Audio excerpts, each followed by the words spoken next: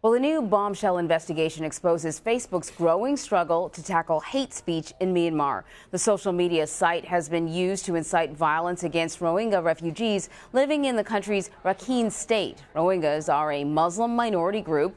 Myanmar's Buddhist-led military launched a brutal crackdown on the group last summer, forcing around 700,000 Rohingyas to flee their homes. Reuters found more than 1,000 recent examples of posts, comments, and images on Facebook attacking Rohingya people.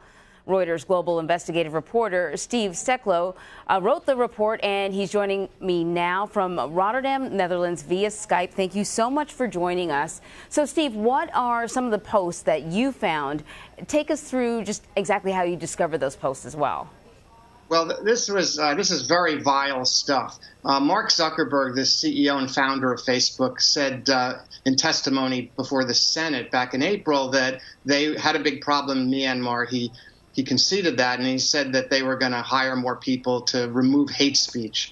What we found was, as you pointed out, 1,000 examples, more than 1,000.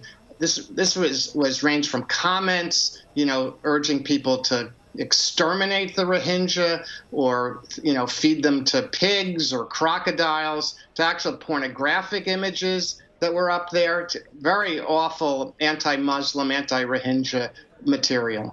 So you mentioned that Zuckerberg said that he was going to hire translators so they could, suss out all this hate speech and get it off of Facebook. Whatever happened with that promise?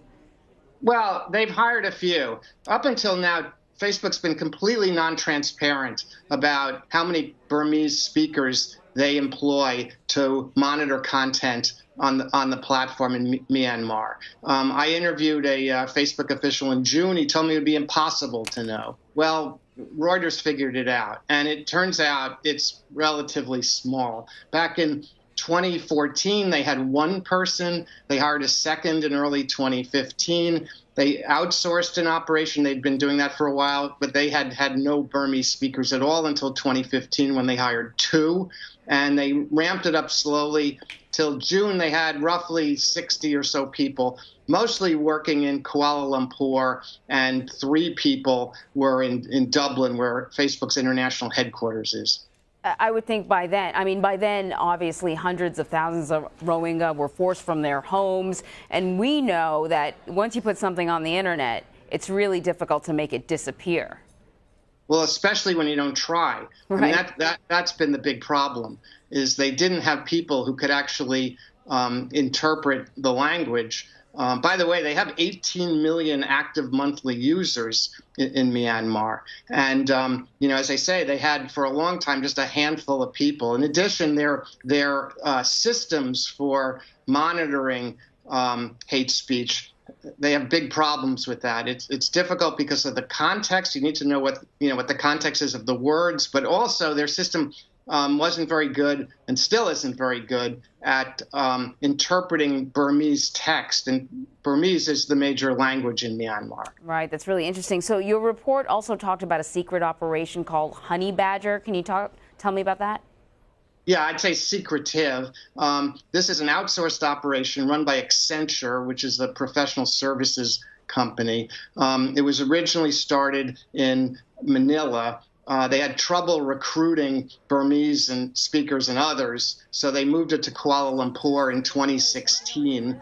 And there, people earn roughly $850 to $1,000 a month. They come to work, and they are confronted with this long queue of user reports of potentially problematic posts on Facebook.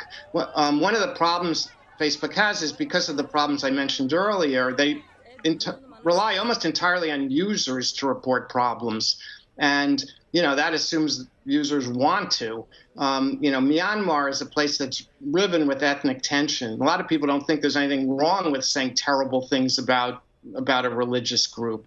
So those people, when they come to work, the people I interviewed they had to handle up to 1,000, actually more than that, 1,000 or more posts a day, or reports on posts a day. So they had no time at all, and they still have no time to proactively look for hate speech. They have to rely on what the users are reporting.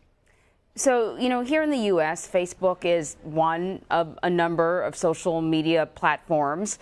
What's it like in Myanmar, though? Is this sort of one of the primary ways that people get information? Yeah, it's very different there, and that's actually what got me interested and made me decide to do this story. I was completely puzzled by the fact that in Myanmar, Facebook essentially is the internet for most people. They up until 2013, 2014, very few people used it because very few people could afford a mobile phone. That changed when they deregulated the market and the price of a SIM card to use a mobile phone plummeted. And suddenly, Facebook caught on like crazy, and people found it as a kind of an all-in-one platform to, communicate with friends, to get news from other countries, to watch videos. So a lot of people, that's literally all they do.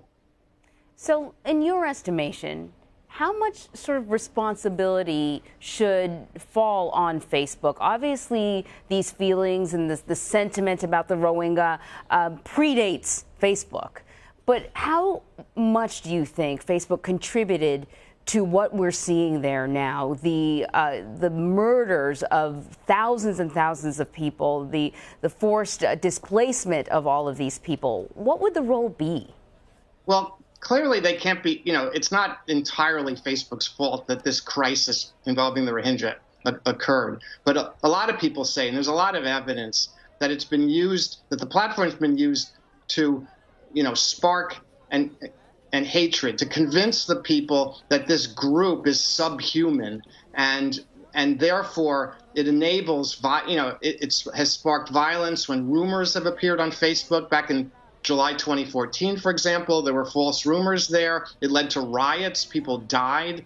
I mean, this really is a life and death situation. I mean, clearly what's happened in the United States in terms of the Russians meddling in the presidential election in 2016 is bad, but what we're talking about in Myanmar literally is life and death. And has there been any attempt at, I don't know, some sort of like counter-education effort, letting people know that just because you read it on Facebook, it doesn't mean it's true?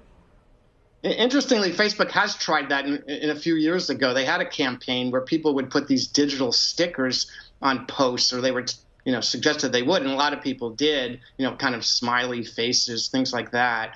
But it clearly did little in terms of the amount of hate speech that remains on the site to this day. As I said, we were able to find over 1,000 examples, and we don't have the resources that, say, Facebook has. I imagine that there's much, much more of it on the platform right now. Yeah, there really is no excuse. Fantastic report, Steve Stecklow. Thank you very much. My pleasure. Take care, Anne Marie.